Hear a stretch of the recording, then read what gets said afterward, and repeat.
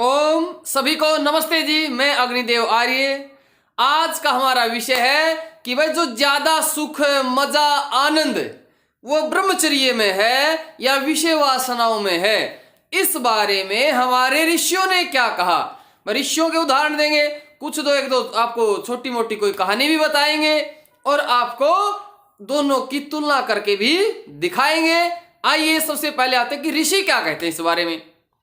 ऋषि लिखते हैं कि जो काम वासना है विषय संबंधी भी अधिक आनंद होता है, यानी कि जो काम वासना है विषय है इनमें भी क्या होता है, अधिक आनंद होता है। कम आनंद नहीं बताया ऋषियों ने, अधिक बताया।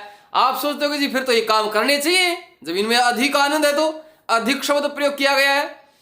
लेकिन अब देखो, यदि इसमें अधिक आनंद ना हो तो सबको पता है चीज गलत है, फिर भी लोग करते हैं। क्यों?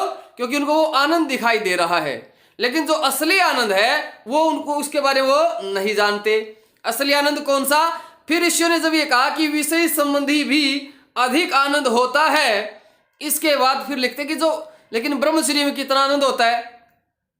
ब्रह्मचर्य के आनंद के बारे में लिखने लगे तो लिखते हैं कि ब्रह्मचर्य में जितना आनंद होता है उस आनंद की अनुभूति तो एक विषयी व्यक्ति, कामी व्यक्ति अपने सपने में भी नहीं सोच सकता।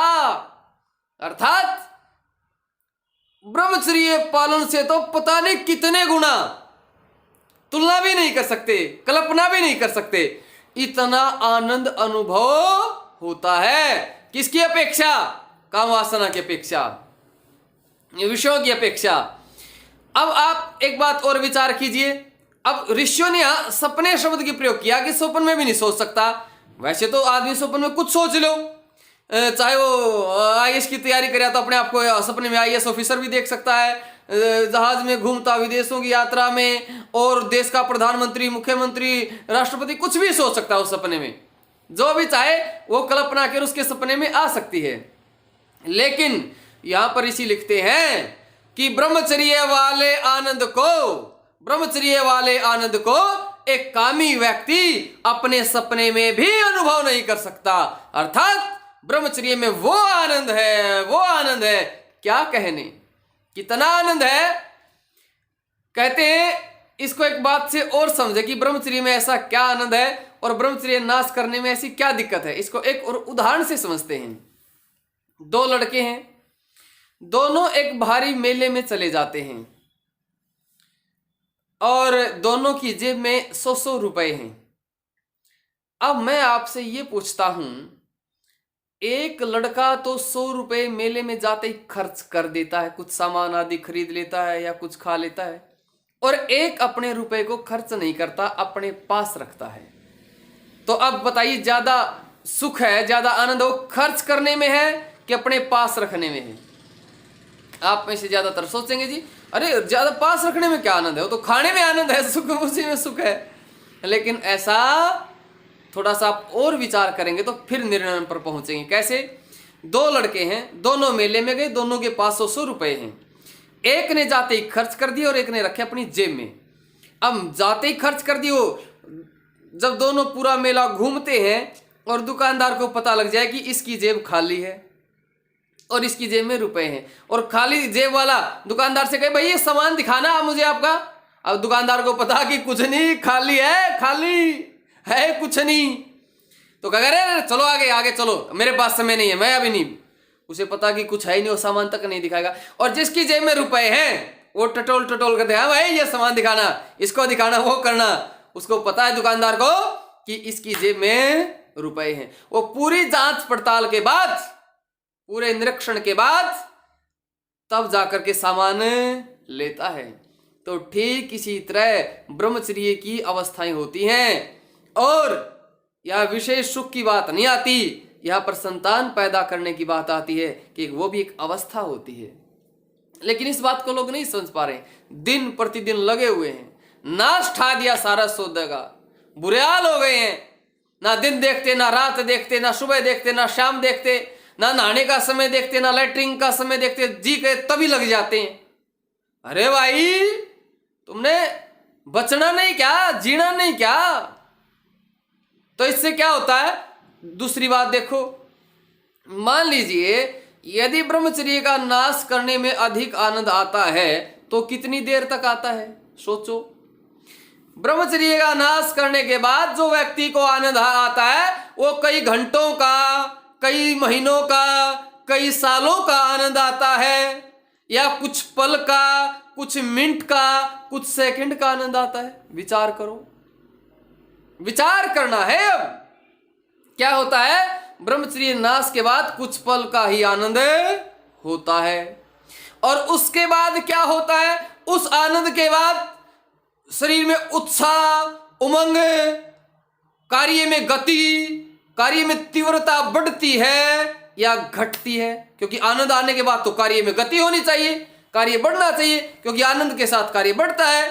अब ये जो आनंद आया, इस आनंद को लेने के बाद व्यक्ति के अंदर उत्साह आता है या वो निराशा हो जाता है, व्यक्ति के शरीर में फुर्ती आती है या डाउन सा हो जाता है, व्यक्ति के अंदर पराक्रम बढ़ता है या नहीं बढ़ता है। तो विचार करो। एक का मेरे पास फोन आया, मैं फोन में बात कर रहा था, हाँ जी ये कर लेंगे, देख लो जी, कर लो। अरे मैंने कहा क्या बात है, कुछ जोश में बोल, अभी ताजा ताजा अस्तमैथुन करके बात कर रहा क्या मेरे से, खत्म हो रहा है बिल्कुल, आवाज में दम ही नहीं है, वाणी में कोई जोश नहीं, कोई उत्साह नहीं है, कहां गया तेरा ये। बोले नहीं नहीं ऐसी कोई बात नहीं है। तो वाणी के अंदर, आपके अंदर होना चाहिए, तेज नहीं बोल सकते तो सामान्य भी तो ठीक ठीक बात हो सकती है। तो इसलिए ब्रह्मचर्य नाश से सारी चीजों का नाश होता है। अब आ जाइए ब्रह्मचर्य की तुलना करें, ब्रह्मचर्य पालन के बाद क्या होता है। अब देखिए, जो ब्रह्मचर्य पालन का आनंद है वो कुछ मिनट का, कुछ सेकंड का, कुछ घंटों का होता है, या पूरा लंबे काल का आनंद होता है। 24 1-2 मिनट का होता है, या पूरे दिन का 24 के 24 घंटों का आनंद होता है।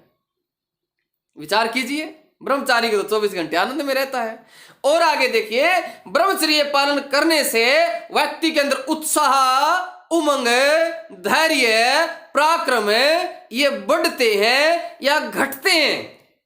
ब्रह्मचर्य पालन करने वाले को टेंशन हो जाती है, अरे मुझे को तो 15 दिन हो गए हैं, बस अब मेरे शरीर में मुझे बिल्कुल शक्ति खत्म हो गई मेरी, ब्रह्मचर्य पालन से मेरे अंदर कोई जोश नहीं रहा, मेरे से काम नहीं बढ़ता। क्या ऐसा होता है क्या? कोई ब्रह्मचर्य पालन करने वाले के अंदर ऐसा होता है क्या कि ब्रह्मचर्य पालन करने लग गया, उसकी शक्ति खत्म हो गई, उसका उत्साह खत्म हो गया, बिल्कुल उसके आत्मा में कोई प्रकाश ही नहीं रहा? क्या ऐसा होता है क्या? ब्रह्मचारी तो उत्साह में रहता है, आनंद में रहता है, मजे में रहता है, वाणी के अंदर, उसके अंदर ओज तेज होता है। तो इसलिए ब्रह्मचर्य पालन करो। दोनों चीजों की तुलना कर ली, और भी कोई तुलना हो तो बताओ, आप एक वीडियो और बना देंगे। आपको लगता हो जी ब्रह्मचर्य पालन के ये लाभ है और ब्रह्मचर्य नाश से ये हानियां होती हैं, और भी चीजें रखो, और वीडियो बनाएंगे। तो मेरी एक वीडियो की और इच्छा है, वो भी आगे मैं उसमें कम्युनिटी में डालूंगा, वो आपसे सलाह लेंगे, आपसे राय लेंगे।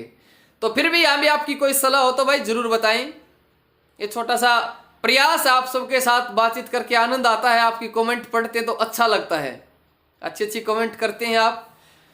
तो बहुत धन्यवाद सभी को, नमस्ते। और सुनो, 1 फरवरी गुरुकुल कड़वा 2021 न्योंदा, सभी का निमंत्रण है, सबने आना, कदे कोई ना है।